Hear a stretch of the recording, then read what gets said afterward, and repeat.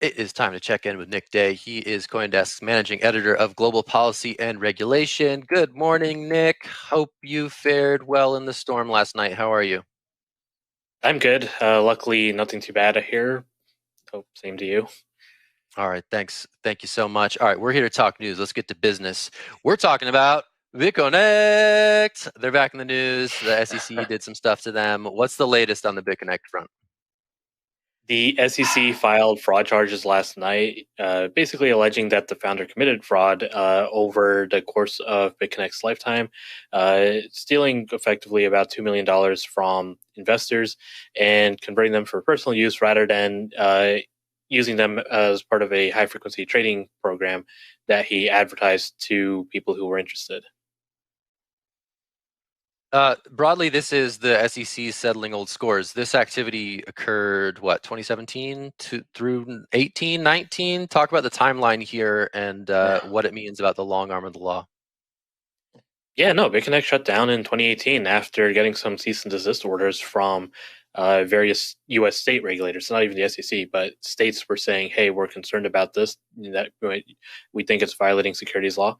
So BitConnect shut down well over 3.5 years ago. And, the SEC has brought charges against some promoters in the past, but I think this might be the first time it's bringing full charges against the actual founder of the company as well as the company itself. And there were some additional charges against another promoter and his company, but the SEC's timeline appears to be long. It does not move as swiftly as I think some had hoped. So, Nick, speaking of state regulators getting involved in crypto, we saw Chris Giancarlo quit BlockFi after several states are investigating that company. Tell us a little more about that. Yeah, this was first reported by our colleague Danny Nelson. Chris Giancarlo, the former CFTC chair, has stepped down from the board of BlockFi, although I understand he is still operating in some kind of advisory capacity at the moment. So it's not like a complete clean break. He is still, loosely affiliated with BlockFi.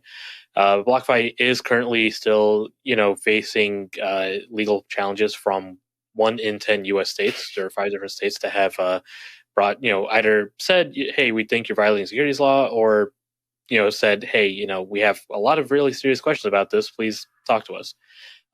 There was supposed to be a cease and desist order enacted by the New Jersey state regulator, the first regulator to bring, a complaint, but this has been pushed back to the end of September. So BlockFi has another month to continue, discussing with the regulators, what they believe their platform does versus what the regulators claim it does, and try and say that the BlockFi interest accounts do not violate state securities laws.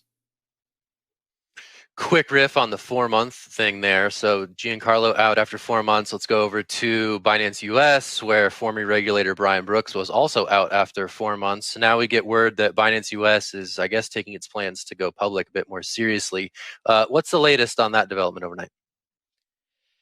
Yeah, Binance CEO CZ has said that he hopes Binance US will IPO in the next 3 years, I think is his timeline now. I think 3 years is a lot of time. Anything can happen, but certainly at the moment, Binance US is in a bit of flux. It has a temporary interim CEO after former CEO Brian Brooks stepped down. I think it's really going to depend on how Binance, the global exchange, fares with all the different regulators that are saying, "Hey, we are concerned about your operations." I think Singapore just most recently in the last couple of days announced that it is looking into Binance and has concerns. So if Binance US is to go public, I think that the SEC and possibly other regulators in the US are going to take some ask some serious questions about its affiliation with the global Binance exchange and whether or not these operations are going to pose a risk to the broader U.S. financial system.